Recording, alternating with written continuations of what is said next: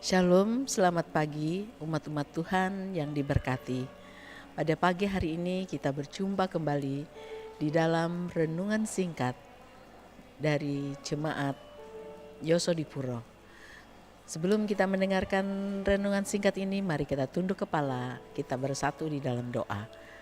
Bapa kami yang di surga, kami siap mendengar suara-Mu. Urapi kami ya Tuhan, baik hamba-Mu yang berbicara dan hamba-Mu yang mendengar. Terpujilah nama-Mu, di dalam nama Tuhan Yesus kami berdoa. Amin. Bapak, Ibu, saudara-saudari yang diberkati Tuhan, semangat pagi. Pada pagi hari ini, renungan singkat kita berjudul Lambatlah untuk marah.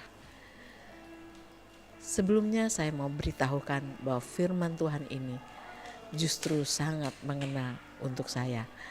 Itulah sebabnya kenapa firman Tuhan itu seperti pedang bermata dua, yaitu menusuk ataupun mengajar kepada yang lain dan juga mengajar kepada diri saya sendiri. Salah satu orang terkaya di dunia, semua sudah mengetahuinya, Elon Musk. Dia pernah berkata bahwa hidup ini terlalu singkat untuk menyimpan dendam jangka panjang.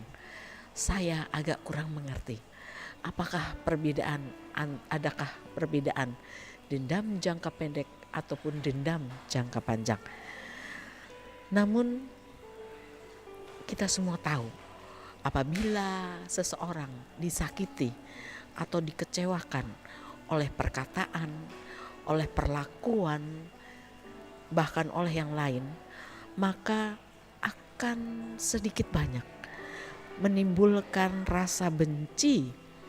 Bahkan jika perasaan negatif, saya bilang ini negatif, jika perasaan benci ini terus tumbuh, maka akan menguat dan perasaan benci yang negatif ini akan berkembang menjadi dendam yang besar. Pada titik ini ada dua pilihan untuk kita sebagai manusia yang terbuka. Apa itu? Yang pertama adalah memendam dendam ini dan membiarkan dia tumbuh subur di dalam hati dan juga pikiran kita dan bertahan selama bertahun-tahun, sehingga akan menimbulkan efek racun yang luar biasa di dalam kehidupan kita, baik secara fisik maupun secara rohani.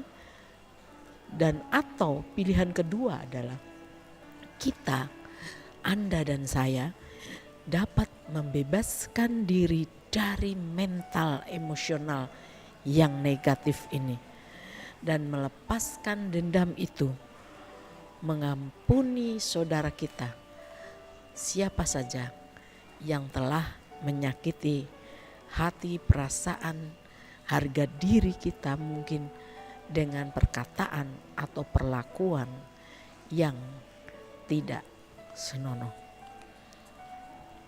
Pilihan yang mana yang saudara dan saya akan pilih? Kedengarannya memang sangat sederhana, hanya memilih. Namun tentunya tidak semudah untuk membuat pilihan itu. Menyimpan dendam banyak menimbulkan banyak masalah di kemudian hari. Bahkan itu dapat menggerogoti fisik jasmani kita, terlebih kerohanian kita. Dan pernahkah itu terlintas di dalam pikiran kita? Hal-hal penyakit-penyakit yang disebabkan oleh rasa dendam, rasa benci, dan perasaan negatif terhadap tubuh kita. Banyak kesaksian-kesaksian penyakit kanker ataupun penyakit gangguan fisiologis yang berat-berat, salah satu disebabkan oleh perasaan emosi negatif yang tersimpan bertahun-tahun, dan terkhusus adalah perasaan dendam. Bapak, Ibu, saudara-saudari yang diberkati Tuhan, mungkin seringkali hal itu mengganggu pikiran kita. Apabila kita belum bisa berdamai dengan diri sendiri, apabila kita belum bisa mengampuni orang lain. Dan ini menjadi pelajaran penting bagi semua kita di dalam kehidupan, karena menyimpan dendam adalah racun dan akan membawa kita lebih cepat atau lebih lambat pada akhirnya ke dalam rasa sakit secara fisik maupun rohani. Angela Batimer pernah berkata, ketika kita menyimpan dendam dan kebencian, itu seperti meminum racun dan berharap orang lain yang akan sakit. Padahal yang sebenarnya adalah diri kita sendiri yang sakit.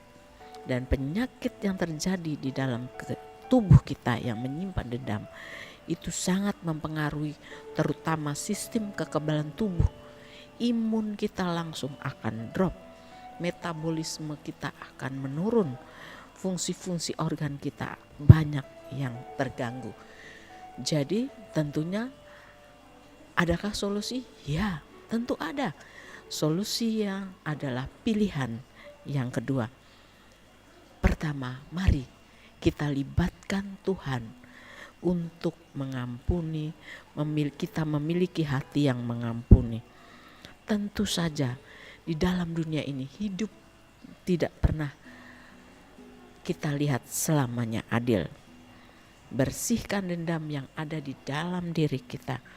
Maafkan orang yang membuat kita marah.